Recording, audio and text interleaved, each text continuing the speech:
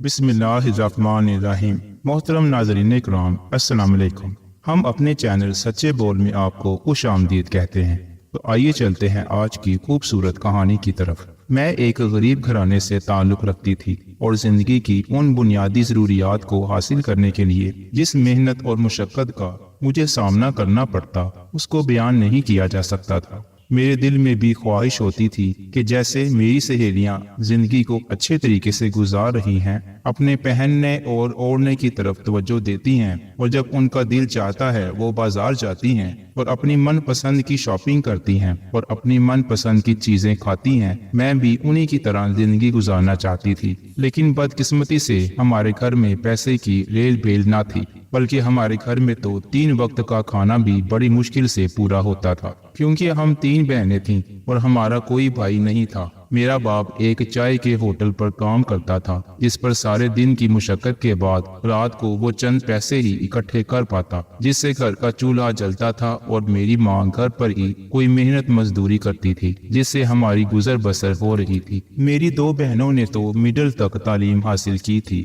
لیکن میں نے مڈل کے بعد مزید تعلیم حاصل کرنے کی خواہش کا اظہار کیا تو میرے والدین نے اس بات پر انکار کر دیا کہ ہمارے پاس اتنے پیسے نہیں ہیں کہ ہم تمہاری تعلیم پر خرچ کر سکیں۔ اس طرح میں بھی گھر کے حالات کو دیکھتے ہوئے چپ کر گئی تھی، اور میری ماں نے میری دونوں بہنوں کو سلائی کا کام سکھایا ہوا تھا، جس کی وجہ سے محلے میں کئی لوگوں کے کپڑے سلائی ہونے کے لیے ہمارے گھر آتے تھے، اور میری ماں نے مجھے بھی میری بہنوں کے ساتھ یہ کام سیکھنے پر لگا دیا تاکہ 4 دیواری میں بیٹھ کر محنت کر سکیں اور حلال روزی کما سکیں۔ کس طرح میری بہنیں جو کپڑے سلائی کرتی اور ان کی سلائی سے جو پیسے ملتے، میری ماں انہیں ایک جگہ پر جمع کر دیتی تاکہ ان کی شادی کے لیے کچھ سامان خرید سکے، اور اس طرح انہوں نے میری بہنوں کے جہیز کے لیے کافی چیزیں بنا لی تھیں۔ میری دونوں بہنوں کی منگنی میری پھوپھو کے گھر ان کے بیٹوں سے طے ہوئی تھی، اس لیے میری دونوں بہنوں نے ایک ہی گھر میں جانا تھا۔ میری پھوپھو نے بھی میرے ماں باپ سے جہیز کا مطالبہ نہ کیا تھا، کیونکہ وہ ہمارے گھر کے حالات کو اچھے طریقے سے جانتی تھی، لیکن میری ماں نے پھر بھی کچھ ضروری سامان جہیز کے طور پر تیار کر رکھا تھا۔ اس طرح میری بہنوں کی شادیاں ہو گئیں۔ میری بہنوں کی شادیوں کے بعد اب میری ماں کو میری شادی کی فکر تھی، کیونکہ ان کا خیال تھا کہ جلد از جلد وہ اپنی ذمہ داریوں سے فارغ ہو سکے اور اپنے فرض کو ادا کر سکے، کیونکہ میرا باپ اب کافی بیمار رہنے لگا تھا اور میری ماں بھی محنت مزدوری کرتے ہوئے تھک چکی تھی۔ اس طرح انہوں نے کئی لوگوں سے میرے رشتے کے لیے کہا ہوا تھا، کیونکہ خاندان میں کوئی بھی رشتہ میرے لیے موجود نہ تھا، اس لیے میرے والدین نے خاندان سے باہر میری شادی کرنے کا فیصلہ کیا، اور اس طرح کافی تگ و دو کے بعد میرا رشتہ ہماری ہی طرح ایک غریب گھرانے میں طے پا گیا تھا۔ جس سے میرا رشتہ طے ہوا تھا وہ لڑکا ایک دفتر میں ملازم تھا، جہاں اسے 15 سے 20 ہزار تنخواہ مل جاتی تھی، اور میرے والدین کو یہ سن کر خوشی ہوئی کہ لڑکا ایک دفتر میں کام کرتا ہے اور پڑھا لکھا ہے، کیونکہ میری تعلیم تو میٹرک تک ہی تھی، اور میرے والدین کو تو یہی غنیمت تھا کہ ہماری بیٹی کو ایک پڑھا لکھا رشتہ مل چکا ہے۔ میرے والدین نے لڑکے والوں کو اپنے گھر کے حالات بتائے تھے کہ وہ بیٹی کو اتنا جہیز نہیں دے سکتے، صرف ضرورت کی ہی چیزیں دے سکتے ہیں، تو لڑکے والوں کو بھی اس بات پر کوئی اعتراض نہ تھا۔ اس طرح کچھ عرصے کے اندر ہی میری شادی ہو گئی تھی اور میں اپنے سسرال آ چکی تھی۔ اب میرے والدین اپنی ذمہ داریوں سے فارغ ہو کر ایک مطمئن زندگی گزار رہے تھے، کیونکہ میرا باپ اور میری ماں اتنا کما لیتے تھے کہ ان 2 افراد کی اچھے طریقے سے گزر بسر ہو سکتی تھی، اور میری بڑی بہنوں کے شوہر بھی میرے ماں باپ کا بے حد خیال رکھتے ہیں اور ان کی ضروریات کو پورا کرنے کی کوشش کرتے تھے، اس لیے مجھے اپنے ماں باپ کی فکر نہ تھی کہ میرے بعد ان کا خیال رکھنے والا کون ہوگا۔ اس طرح میں اس پریشانی سے آزاد ہو چکی تھی۔ میرا شوہر ایک نیک اور شریف انسان تھا، اس نے مجھ سے کئی محبت کے وعدے کیے اور کہا کہ اگر ہم دونوں میں پیار اور محبت ہوگی تو ہم زندگی کی تمام مشکلات کو اچھے طریقے سے گزار لیں گے، اور اس نے یہ بھی کہا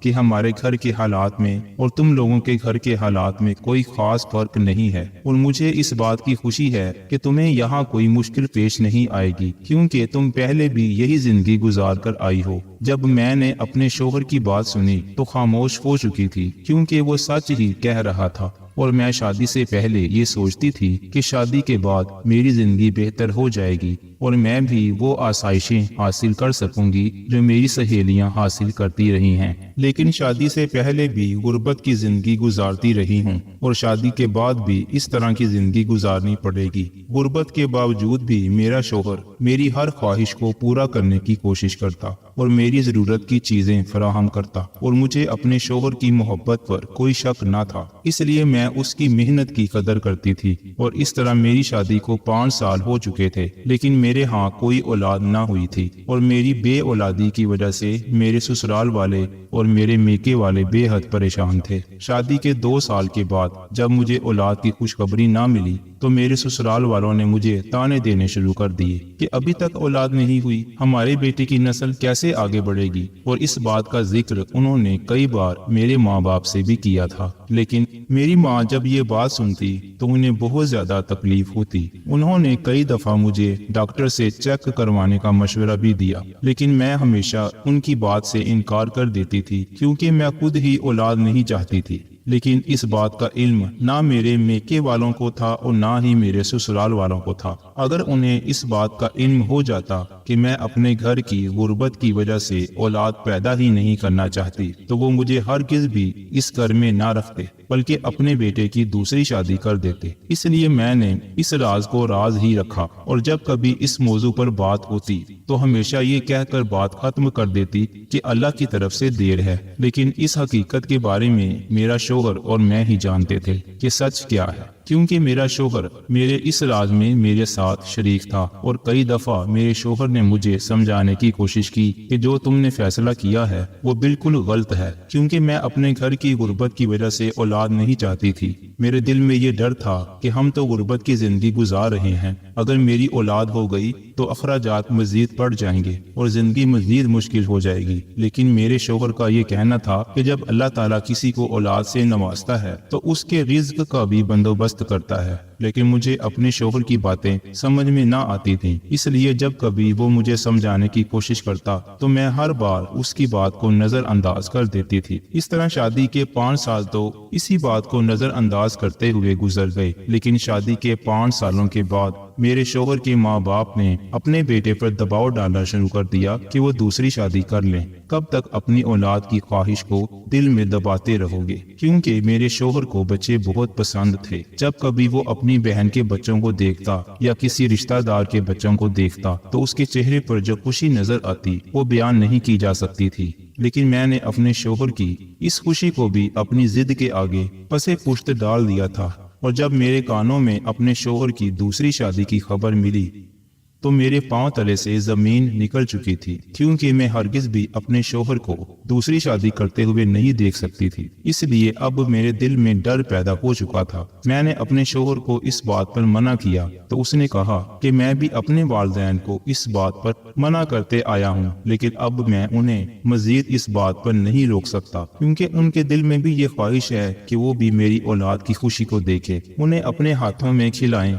اور اس گھر میں بچوں کے کہہ کہے سن سکیں۔ میرے شوہر نے مجھے سمجھایا، ہمارے گھر میں جو بھی اولاد ہوگی تو ہمارے حالات بالکل بدل جائیں گے، تم اس بات پر پریشان نہ ہو کہ ہماری آنے والی زندگی کیسے گزرے گی۔ جب میں نے اپنے شوہر کی بات سنی کہ اب اس کے ہاتھ میں فیصلہ نہ تھا بلکہ اس کی زندگی کا فیصلہ اس کے والدین کرنے والے تھے تو میں بھی پریشان ہو چکی تھی، کیونکہ مجھے اپنے شوہر سے بے حد محبت تھی اور میں اس کو ہرگز بھی چھوڑ کر نہیں جا سکتی تھی اور نہ ہی اسے کسی دوسرے سے شادی کرتے ہوئے دیکھ سکتی تھی۔ اس لیے نہ چاہتے ہوئے بھی میں نے اپنے شوہر کی بات مان لی اور میں امید سے ہو چکی تھی۔ جب یہ خبر میرے سسرال والوں کو ملی تو وہ بے حد خوش ہوئے اور انہوں نے خدا کے آگے شکر ادا کیا، اور میری ساس میرے صدقے واری جا رہی تھی۔ ان کا کہنا تھا کہ اللہ نے اتنے سالوں کے بعد ہمیں خوشخبری دی ہے، اس لیے میری ساس میرا بے حد خیال رکھنے لگی اور مجھے کسی کام کو ہاتھ نہ لگانے دیتی تھی اور میری ہر طرح سے خدمت کرتی۔ جب وہ میری خدمت کرتی ہوتی تو میرے دل میں یہ ملال آتا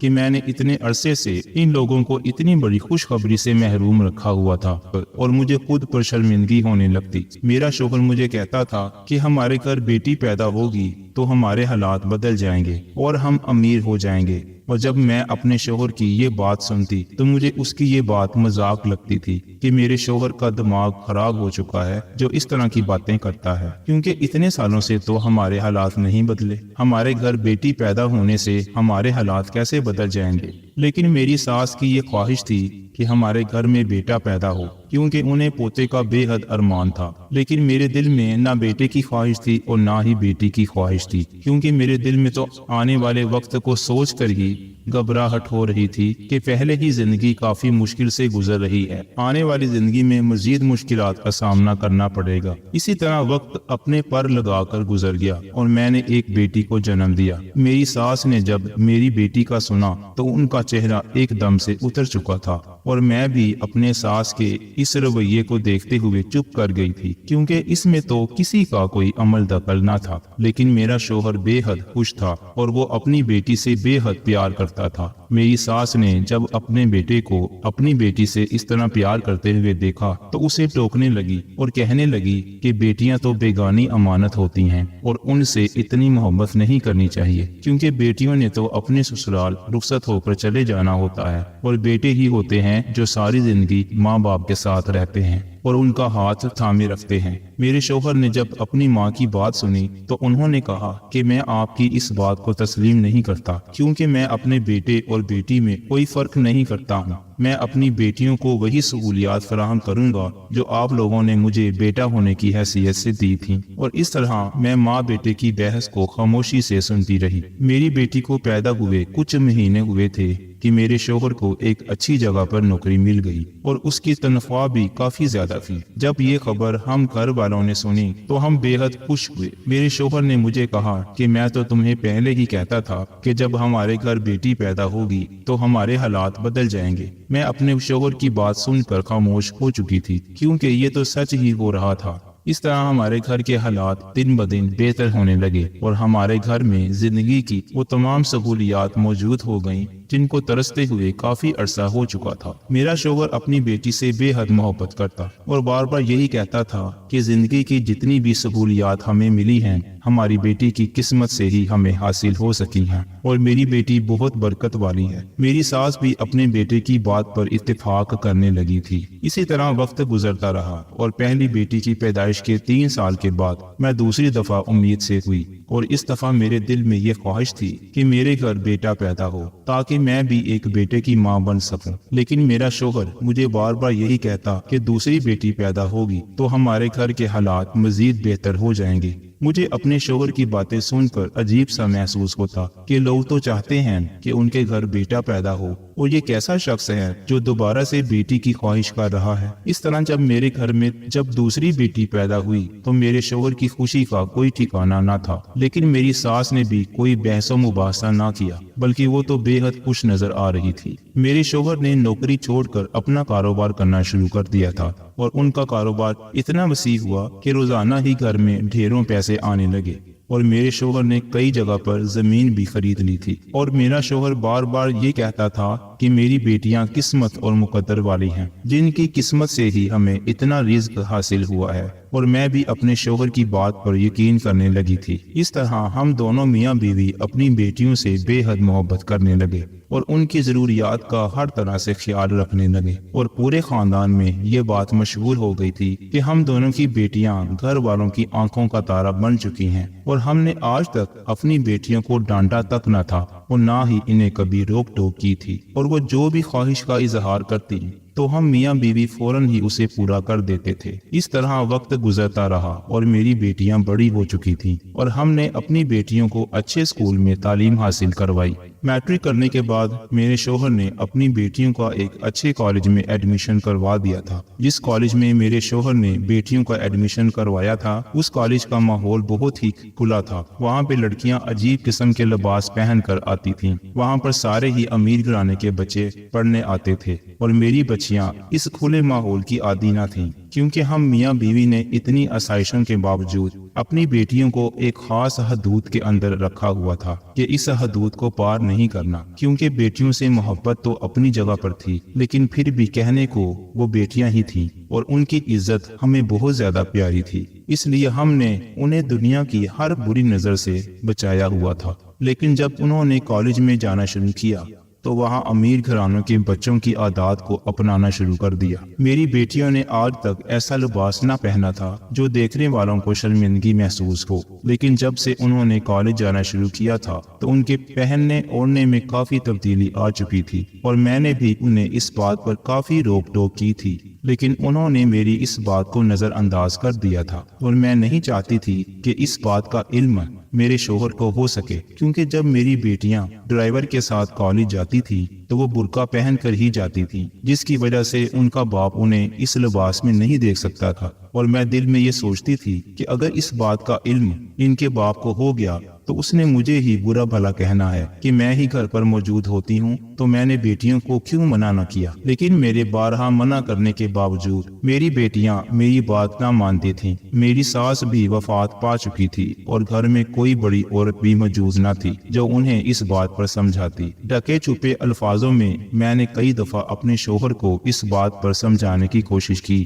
کہ وہ بیٹیوں کو اتنی کھلی چھٹی نہ دے، کیونکہ کل کو ہم نے ان کی شادیاں بھی کرنی ہیں، اور اگر سسرال میں جا کر انہیں اس طرح کا ماحول نہ مل سکا جس طرح کا وہ اپنے گھر میں دیکھتی ہوئی آئی ہیں تو ان کو زندگی گزارنے میں مشکل پیش آئے گی۔ اور میرے شوہر نے میری اس بات کو یہ کہہ کر ٹال دیا کہ ابھی تو بچیاں ہیں، جیسے جیسے ان پر ذمہ داریاں پڑیں گی تو وہ خود ہی اس بات کو سمجھ جائیں گی۔ اس طرح میں بھی اپنے شوہر کی بات سنتے ہوئے خاموش ہو چکی تھی۔ ایک دن میں اپنی بیٹیوں کے ساتھ شاپنگ کرنے کے لیے بازار گئی، اور میں نے جب لوگوں کی طرف دیکھا تو وہ سب لوگ میری بیٹیوں کی طرف عجیب نظروں سے دیکھ رہے تھے، اور مجھے ان کا اس طرح دیکھنا بے حد برا لگ رہا تھا کہ راستے میں ہمیں ایک بزرگ ملا اور اس نے مجھے کہا کہ اگر تم اپنی بیٹی کو گناہ سے بچانا چاہتی ہو تو ان کو اپنے ساتھ اپنے کمرے میں سلاؤ، تمہیں خود ہی علم ہو جائے گا۔ مجھے اس بزرگ کی بات سمجھ میں نہ آئی کہ یہ میری بیٹیوں کے بارے میں کیسی باتیں کر رہا ہے اور ان پر گناہ کا الزام لگا رہا ہے، اور مجھے اس بزرگ کی ذہنی حالت پر تشویش ہونے لگی۔ اور جب میں گھر آ گئی تو میرے ذہن میں اسی بزرگ کی باتیں گھومنے لگیں کہ اس نے مجھے اس طرح کی بات کیوں کہی ہے، اور میری بیٹیاں ایسا کون سا گناہ کر رہی ہیں جو وہ مجھے بتانا چاہتا تھا۔ اس طرح انہی باتوں کو سوچتے ہوئے کافی دن گزر چکے تھے، اور میں نے اس بات کو بھی ذہن سے نکال دیا۔ ایک دن میری بڑی بیٹی کالج نہ گئی بلکہ کمرے میں ہی لیٹی رہی، اور میں اس کے کمرے میں گئی تو میں نے اسے کالج نہ جانے کی وجہ پوچھی تو اس نے یہ کہا کہ میری طبیعت ٹھیک نہیں ہے، لیکن مجھے اس کے چہرے کو دیکھ کر ایسا لگ رہا تھا کہ وہ کافی پریشان ہے۔ میں نے کئی بار اس سے اصل وجہ پوچھنے کی کوشش کی، لیکن اس نے یہ کہہ کر ٹال دیا کہ میری طبیعت ٹھیک نہیں ہے، وہ کچھ دیر آرام کرنا چاہتی ہے۔ اس طرح میں اس کے کمرے سے باہر نکل آئی تھی۔ ابھی مجھے کمرے سے نکلے ہوئے کچھ ہی دیر ہوئی تھی کہ مجھے اپنی بیٹی کے کمرے سے رونے کی آواز آنے لگی، اور جب میں دروازے کے قریب گئی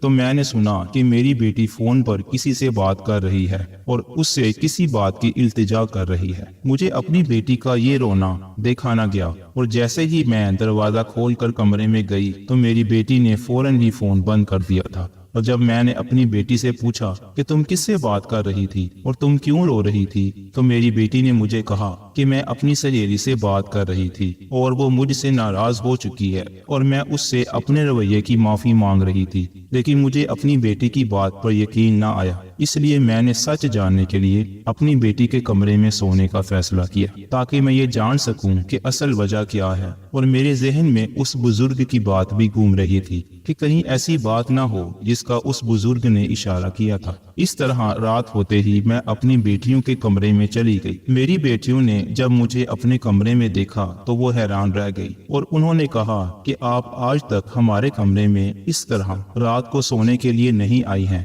میں نے کہا کہ آج میرا دل کر رہا ہے کہ میں اپنی بیٹیوں کے پاس سو جاؤں، کیا پتہ زندگی میں کبھی یہ موقع ملے یا نہ ملے۔ اس طرح میں اپنی بیٹیوں کے ساتھ کمرے میں لیٹ گئی، لیکن جیسے ہی آدھی رات ہوئی تو میرے پاؤں تلے سے زمین نکل چکی تھی کیونکہ میری چھوٹی بیٹی فون پر کسی سے بات کر رہی تھی، اور جب میں نے اسے اتنی رات کو فون پر بات کرتے ہوئے دیکھا تو میں پریشان ہو گئی کہ یہ کس سے بات کر رہی ہے، لیکن میں فوراً شور کر کے اس بات کا اظہار نہیں کر سکتی تھی۔ کہ اگر اس بات کا علم ان کے باپ کو ہو گیا تو وہ کیا کرے گا۔ اسی طرح میں نے سونے کا بہانہ کیا اور اپنی بیٹی کی بات سننے لگی، اور اس کی باتوں سے یہ واضح لگ رہا تھا کہ وہ کسی لڑکے سے بات کر رہی ہے اور اس سے عشق اور محبت کی باتیں کر رہی ہے۔ مجھے اپنی چھوٹی بیٹی پر بے حد غصہ آنے لگا کہ ابھی اس کی عمر کیا ہے اور یہ کون سے کام کرنے لگ گئی ہے۔ پھر میرے ذہن میں میری بڑی بیٹی کا خیال آیا کہ وہ بھی صبح کافی پریشان تھی،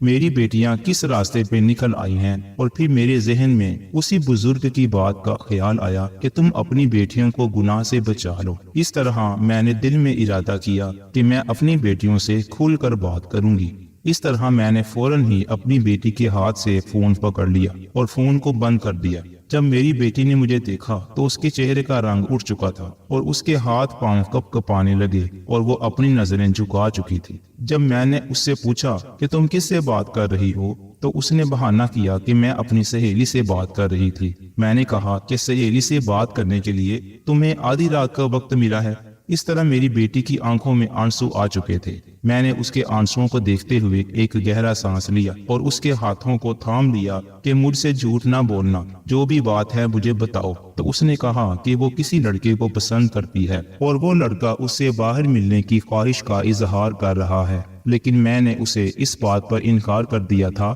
کہ میرے گھر والے مجھے اس طرح باہر نہیں آنے دیں گے۔ تو اس لڑکے نے مجھے ڈرانا اور دھمکانا شروع کر دیا تھا، جس کی وجہ سے میں کافی ڈر چکی ہوں۔ جب میں نے یہ بات سنی تو میں بھی کافی پریشان ہو چکی تھی۔ پہلے تو مجھے اپنی بیٹیوں پر کافی غصہ آیا کہ انہوں نے اس طرح کا قدم کیوں اٹھایا ہے، لیکن پھر میں نے خود کو حوصلہ دیا اور مضبوط کیا کہ میں ہی انہیں اس غلط راہ پر چلنے سے روک سکتی ہوں۔ اور اس طرح میں نے اپنی بیٹیوں کو کہا کہ تم لوگوں کو چاہیے تھا کہ جو بھی کوئی مسئلہ تھا تم لوگ اپنے ماں باپ کو بتاتے تاکہ وہ اس مسئلے کا کوئی حل نکال سکتے۔ اس طرح میں نے اپنی بیٹی کو سمجھایا کہ تمہارا باپ تم لوگوں پر اپنی جان نچھاور کرتا ہے، اور اگر اسے اس بات کا علم ہو گیا کہ تم لوگ کس راہ پر چل پڑے ہو کہ اسے کتنا دکھ اور افسوس ہوگا، کیونکہ انہوں نے تم لوگوں کو بہت ہی لاڈ اور پیار سے پالا ہے، اور جتنی بھی تم لوگوں کو آسائشیں اور سہولیات ملی ہیں تم لوگوں کے مقدر اور نصیب کی وجہ سے ملی ہیں۔ اس لیے اپنے قدموں کو ادھر ہی روک لو اور مزید گناہ کی طرف نہ بڑھو، کیونکہ ہم نے تم لوگوں کو اچھے اداروں میں اس لیے تعلیم حاصل کروائی تاکہ تم لوگ ایک اچھا مستقبل بنا سکو، لیکن تم لوگوں نے اپنی تعلیم پر توجہ دینے کی بجائے غلط عادات کو اپنانا شروع کر دیا۔ پہلے تو میں نے تم لوگوں کی اس بات کو نظر انداز کیا تاکہ تم لوگ خود ہی سمجھ جاؤ گے، لیکن آہستہ آہستہ تم لوگوں نے بری صحبت کو اپنانا شروع کر دیا، جس کی ہم ہرگز بھی اجازت نہیں دیں گے۔ اس طرح میں نے اپنی بیٹیوں کو سمجھایا تو میری بیٹیاں میرے گلے لگ گئی، اور میری بیٹی نے مجھے کہا کہ وہ لڑکے ہم دونوں بہنوں کو تنگ کرتے ہیں، اس لیے آپ لوگ خود ہی اس مسئلے کو حل کر لیں۔ اس طرح میں نے اپنے شوہر سے اس معاملے میں بات کرنے کا فیصلہ کیا، کیونکہ میں اپنے شوہر کی مدد کے بغیر کچھ بھی نہیں کر سکتی تھی۔ اس طرح جب میں نے اپنے شوہر کو اس مسئلے کے بارے میں بتایا تو وہ بھی سن کر بے حد پریشان ہوا، اور اسے اپنی بیٹیوں پر بھی بے حد غصہ آیا کہ انہوں نے میری نرمی کا ناجائز فائدہ اٹھایا ہے، انہوں نے اپنے گھر کی روایات کو بھلا دیا۔ اس طرح میرے شوہر نے جلد ہی میری بیٹیوں کی شادی کرنے کا فیصلہ کیا، کیونکہ ابھی تو وہ اس معاملے کو سنبھال سکتے تھے، لیکن جب پانی سر سے اوپر بلند ہو جاتا تو پھر معاملے کو سنبھالنا مشکل ہو جانا تھا۔ اس طرح انہوں نے اپنی بہن کے بیٹوں کے ساتھ میری بیٹیوں کی منگنی کر دی، اور اس بات کی رضامندی انہوں نے میری بیٹیوں سے بھی لی تاکہ کل کو وہ اپنے والدین کو اس بات پر ذمہ دار نہ ٹھہرا سکیں کہ انہوں نے شادی کے وقت اپنی بچیوں کی مرضی نہیں پوچھی۔ اس طرح میری بیٹیوں نے بھی اس بات پر اعتراض نہ کیا، اور میں دل سے اس بات پر خوش تھی کہ میں نے اپنی بیٹیوں کو مزید مشکل میں پھنسنے سے بچا لیا ہے، اور میں اس بزرگ کی بھی شکر گزار ہوتی ہوں کہ جس نے مجھے پہلے آگاہ کر دیا، اور اس طرح میں اپنی بیٹیوں کی پریشانی کے متعلق جان سکی اور انہیں اس مسئلے سے نکال سکی۔ اس طرح ہم میاں بیوی نے اپنی دونوں بیٹیوں کو اچھے طریقے سے رخصت کیا اور ان کو ہر وہ آسائشیں دی جن کی وہ حقدار تھیں۔ لیکن دولت کے علاوہ ہم نے انہیں زندگی گزارنے کے وہ اصول اور طریقے بھی بتائے جن کو وہ اپنے سسرال میں جا کر اپنا سکتی تھی، اور کل کو وہ اپنے ہونے والی اولاد کو بھی ان نصیحتوں پر چلا سکتی۔ میرے آنگن میں 2 بیٹیاں آئیں اور میں نے ان کی تربیت بھی اسی طور طریقے سے کی اور انہیں غلط راستے پر چلنے سے بچا لیا اور انہیں ایک اچھے طریقے سے اپنے گھر رخصت کر دیا، اور میں اپنی بیٹیوں کی بھی بے حد شکر گزار تھی کہ انہوں نے ہماری نصیحتوں کا بھرم رکھا اور ہماری بات کو مان لیا۔ اب میری بیٹیاں اپنے سسرال میں ایک اچھی زندگی گزار رہی ہیں اور اپنے شوہروں کی اور اپنے سسرال والوں کی خدمت کرتی ہیں۔ ان کو دیکھتے ہوئے ہم دونوں میاں بیوی بے حد خوش ہوتے ہیں۔